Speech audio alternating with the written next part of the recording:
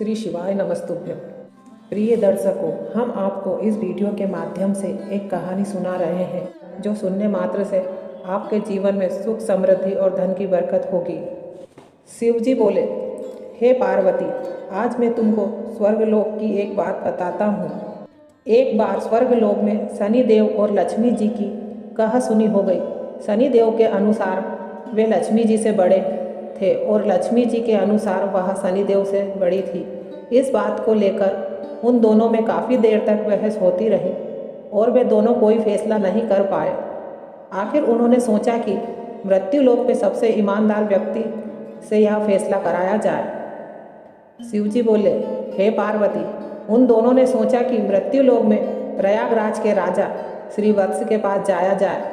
श्री वत्स एक बहुत ही परोपकारी और ईमानदार व्यक्ति थे। उनकी पत्नी चित्रांगना भी एक सती सावित्री थी। जब शनिदेव और लक्ष्मी जी श्री वत्स के पास पहुँचे और अपनी बहस का निर्णय मांगा तो वह निरुत्तर हो गए। उनको उत्तर देने का कोई उपाय न सूझा। अंत में उन्होंने दोनों से 1 महीने की मोहलत मांगी। यह सुनकर शनि देवता व लक्ष्मी जी चले गए और कह गए कि वह अपने झगड़े का फैसला सुनने 1 महीने बाद जरूर आएंगे। शिवजी बोले, हे पार्वती, उनके जाने के बाद श्री वत्स का सोना जागना हराम हो गया, क्योंकि वह जानते थे कि वह एक को बड़ा बताएंगे तो दूसरा अवश्य ही गुस्सा होगा और उन पर भारी संकट आ जाएगा। उनको चिंता में देख उनकी पत्नी चित्रांगना ने चिंता का कारण पूछा। जब श्री वत्स ने सारा हाल कहा सुनाया तो उनकी पत्नी चित्रांगना बोली, आप एक चांदी का और एक सोने का आसन बनवाइए। सोने का आसन आपकी गद्दी के दाहिने ओर तथा चांदी का आसन बाईं ओर रहेगा। शिवजी बोले, हे पार्वती, जब लक्ष्मी जी और शनिदेव आएंगे तो लक्ष्मी जी आपके दाहिने तरफ का आसन ग्रहण करेगी, क्योंकि वे माता स्वरूप है, और शनिदेव बाईं तरफ का आसन ग्रहण करेंगे। आप उनको कोई प्रश्न का उत्तर ना दें और जब वह बहुत पूछे कि क्या बात है तो आप उनसे कह दें कि आप लोगों ने स्वयं ही अपना फैसला कर लिया है।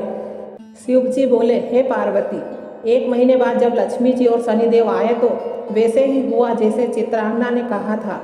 लक्ष्मी ने दाईं तरफ सोने का आसन ग्रहण किया और बाईं तरफ शनिदेव बैठे। जब उन्होंने फैसला मांगा तो राजा ने वही उत्तर दिया जो चित्रांगना ने बताया था।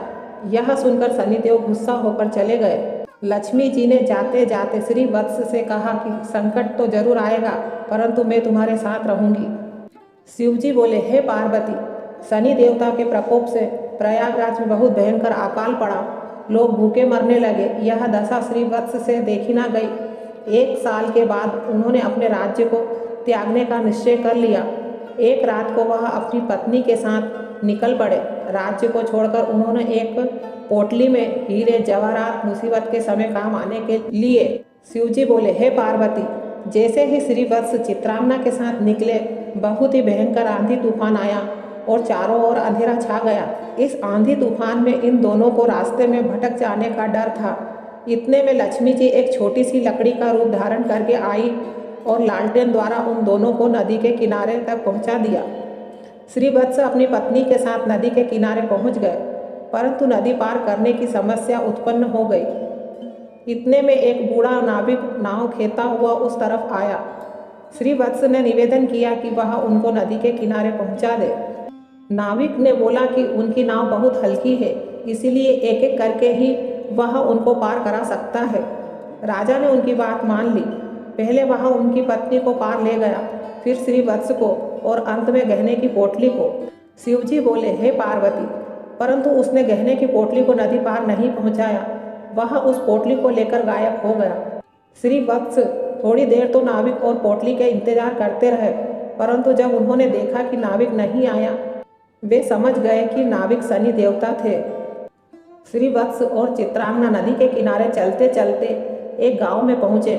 वहां के लोग जंगल से लकड़ी काट कर बेचते थे। लकड़ी का व्यापार ही उनकी कमाई का साधन था। श्री वत्स भी अपनी पत्नी के साथ गांव में रहने लगे। वे चंदन की लकड़ी काट कर लाते और पास के गांव में बेच देते। इस प्रकार वह चंदन की लकड़ी बेचकर काफ़ी पैसे वाले हो गए और आराम से जीवन व्यतीत करने लगे। यह सब लक्ष्मी जी की कृपा थी। उनको आराम से देखकर शनिदेव ने एक चाल चली। शिवजी बोले, हे पार्वती, एक दिन सौदागर जो उस गांव में चंदन की लकड़ी लेकर दूसरे देशों में जाया करता था, उसका जहाज यहाँ चिपक गया। उसने बहुत प्रयत्न, परंतु वह जहाज टस से मस ना हुआ। उसकी समझ में नहीं आ रहा था कि क्या करे, कि इतने में शनि देवता ब्राह्मण का रूप धारण करके उसके पास आए। उन्होंने उस सौदागर से कहा कि मैं तुम्हारे जहाज को हटाने की युक्ति बता सकता हूँ। सौदागर ने जब उससे पूछा कि वह युक्ति क्या है, तो उन्होंने कहा कि तुम गांव के लोगों को भोजन का निमंत्रण दो और उनमें जो भी सती सावित्री स्त्री होगी, यदि वह तुम्हारे जहाज को छू देगी तो तुम्हारा जहाज चल पड़ेगा। सौदागर ने शनि देवता के बताए अनुसार गांव के लोगों को निमंत्रण भेज दिया। शिवजी बोले, हे पार्वती, जब वे श्री वत्स के घर पहुंचे तो चित्रांगना ने निमंत्रण अस्वीकार कर दिया।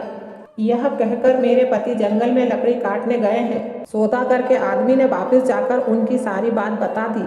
सौदागर समझ गया कि यही औरत पतिव्रता है और यह ही उसके जहाज को हटा सकती है।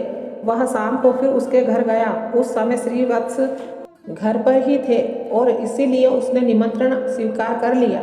जब श्री वत्स और चित्रांगना से कहा कि वह जहाज छू दे जिससे वह हट सके, चित्रांगना ने अपने पति के कहने पर जहाज को छू दिया और जहाज हिलने लगा।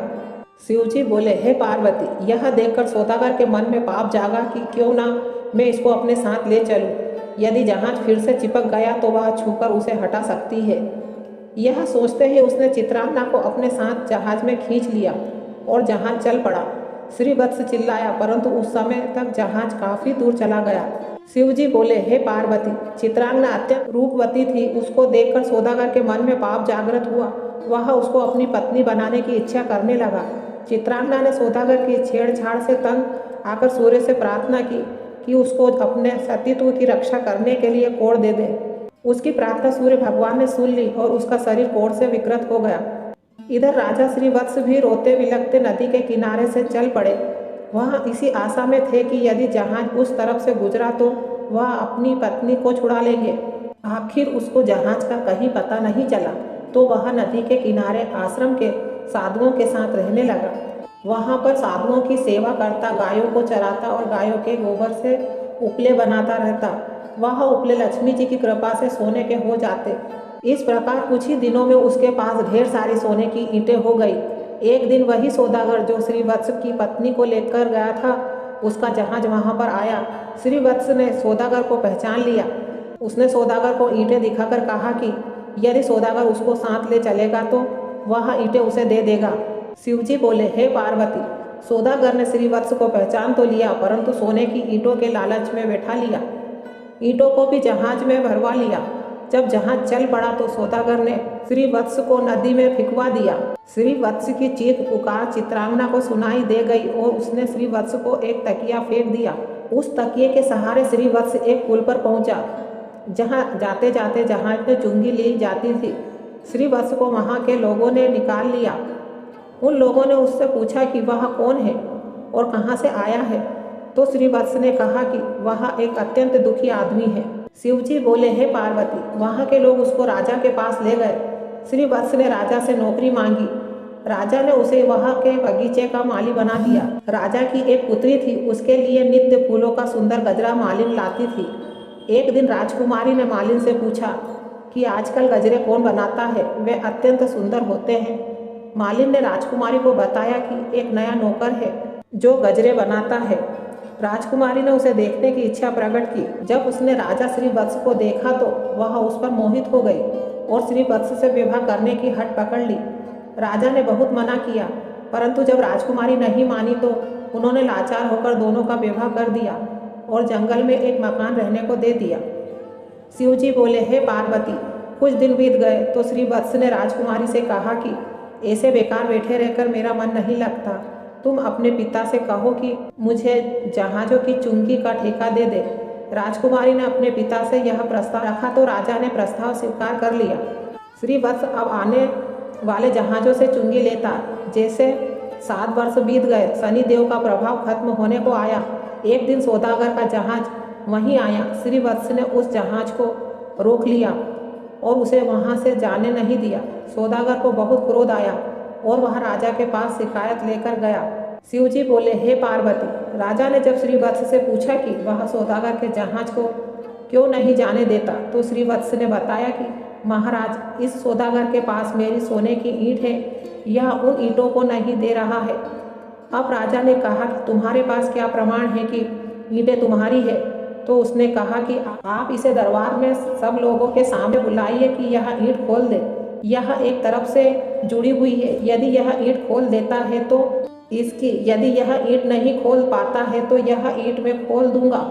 वह ईंटों को दरबार में लाया और सौदागर से कहा गया कि यदि तुम्हारी यह सोने की ईंट है तो तुम खोल दो, और यदि तुम नहीं खोल पाते तो वह ईंट तुमसे ले ली जाएगी। सौदागर शाम तक प्रयत्न करता रहा, परंतु इससे ईंट नहीं खुली। अंत में जब शाम हो गई तो श्री वत्स की बारी आई और उसने चंद क्षणों में ईंट खोल दी। शिव जी बोले, हे पार्वती। तब राजा ने पूछा कि वह कौन है? तो श्री वत्स ने सारी कहानी सुनाई। राजा ने श्री वत्स की पत्नी चित्रांगना को आदरपूर्वक जहाँ से पालकी में बुलाया और सौदागर को कड़ी सजा दी। चित्रांगना ने पुनः सूर्य भगवान से प्रार्थना करके अपना रूप मांग लिया। राजा ने आदरपूर्वक श्री वत्स को खूब सारा धन देकर विदा किया, जिसको उसने अपनी बेटी मान लिया था, प्रेम पूर्वक विदा किया।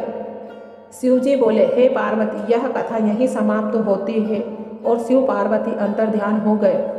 आपको हमारा वीडियो अच्छा लगा हो तो चैनल को सब्सक्राइब, लाइक और कमेंट में हर हर महादेव जरूर लिखें। धन्यवाद।